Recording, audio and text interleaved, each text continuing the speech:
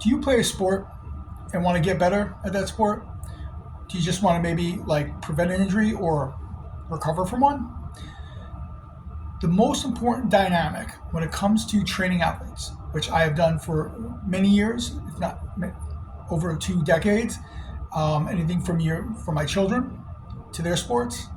My daughter dances, my son plays a bunch of different things, and my oldest plays water polo, to professional level athletes, active and retired. I've taught many trainers this work and have taught in other places around the world, such as Shanghai, China. The most important thing to make any body better is to make them more efficient. Because let's face it, we are perfectly inefficient. And what does that mean? Right? It's kind of an oxymoron, right? Your body's going to go do whatever it needs to do to meet the demands that you place on it and to keep you in balance. So it will precisely adjust joints and muscle tissues. Well, muscle tissues adjust the joint, right? So adjust muscle tissues over time to keep your body balanced. So you're standing up straight. And when you move, you don't fall over. And this is an ongoing process. And as the muscle tissue shift, it'll shift slightly the bone alignment. So the skeletal alignment gets changed. Also creates more pressure at the spine and other places because everything's all tied together. Energy fluidly moves from one foot through the body up and down to the other side as we walk. Boom, boom, boom, boom. It happens instantaneously. So when we have greater imbalances, we have leaks of strength, but then we also lose support. And when we lose support, that puts us in a dangerous position. I don't know if dangerous is the word I want to use, but it makes us more susceptible to a dysfunctional failure.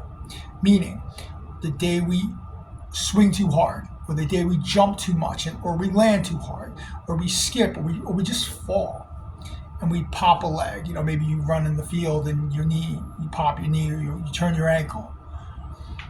It doesn't happen all the time, right? But it happens sometimes. Look, if somebody collides with you, pretty sure the collision's what did it. Now, some people get collided and they walk away, right? Well, what's the difference in that? Well, some people might just be more prepared to take a hit than other people. So yes, preparation plays a role, but my point is that some things are just what they are. But most things have developed to what they are. And so when you're looking at an athlete and you're measuring their efficiency, you're looking at how well their body moves from head to toe in multiple ranges of motion, and you're going to get a breakdown of where their range stops. Where the range stops are the limits, right? We tend to work at those limits and say, well, this is it, and hope when our expectations to improve by strengthening limits, right? So pushing through plateaus. But the truth is, we're not going to add weight to increase range of motion. We're not going to increase range of motion by jumping more. We're not going to do it by hopping, skipping on a bouncy ball.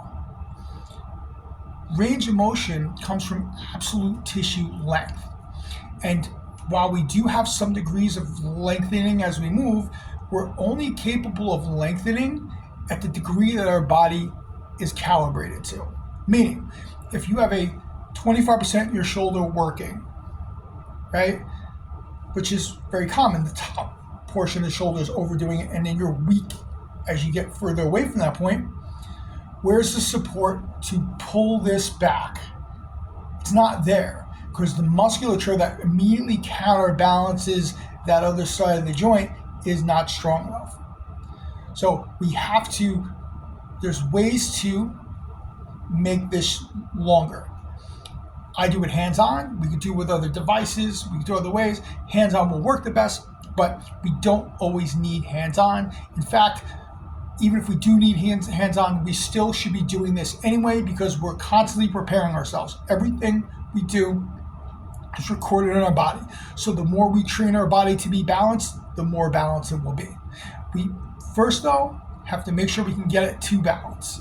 And so those are the extreme cases where it's like, it's never going to find balance on its own, and we need to kind of move the needle a little bit.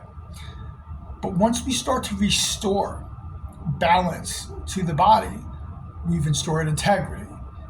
And now everything we do is going to be enhanced. We're going to be quicker. We'll be less effort. It's going to feel lighter. It's going to happen. It's going to happen consistently. And then we have a sport we want to play. So now when we train, we're talking to the muscles more cohesively and then deeper, because we're activating the deep belly of the fiber, not just a little portion that's being overused here. And so we're getting the deepest layer of the muscle tissue, and we're getting that stronger. And that builds strong neurological connections as well as muscular strength. Then when you take your sport-specific activity and put it on top of that, that's going to be enhanced because you've tightened up the gaps. So now at full speed, you are maximizing your efficiency. I've worked with athletes, younger, older, professional, retired. They all need this to some degree. And even if life is just your sport or exercise is your sport, you need this. We all need this, actually. Doesn't mean we're all going to do it. But speaking for athletes specifically, it's a must. It's a prerequisite.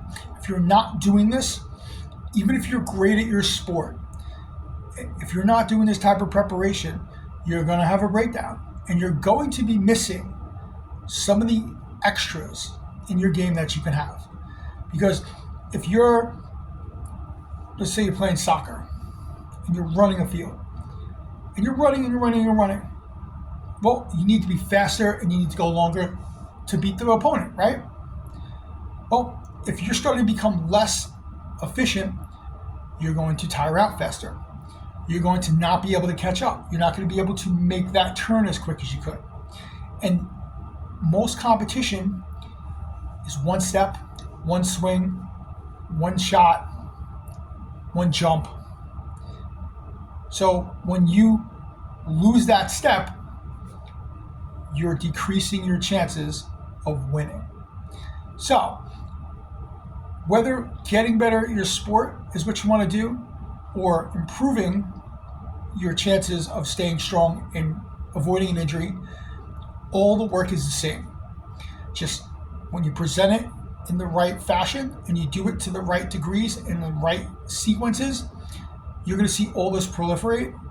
And then when you take your body to this full level of efficiency, everything that it does is going to be enhanced. And that is performance, recover, strength, and injury prevention. So I'm going to put together a series of head to toe preparation and restoration, we'll call it, rebalancing, recalibrating exercises.